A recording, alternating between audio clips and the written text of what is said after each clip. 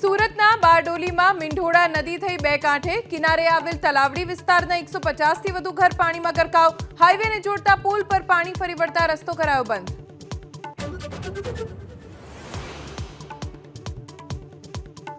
સુરતના માંગરોળના સરમા ગામે ફરી વળ્યા કીમ નદીના પાણી. ફાર્મ હાઉસ અને ખેતરો થયા પાણીમાં ગરકાવ.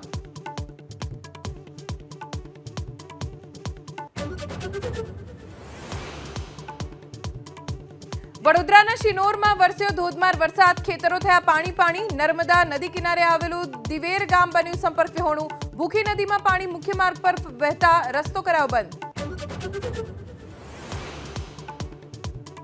અમદાવાદનો કઠવાડા વિસ્તાર પાણીમાં ગરકાવ. મધુમાલતી આવાસ યોજનાનો પહેલો માળ પાણીમાં. અઠવાડિયાથી નહોતું મળ્યું પાણી. હવે પ્રશાસને પહોંચાડ્યા ફૂડ પેકેટ.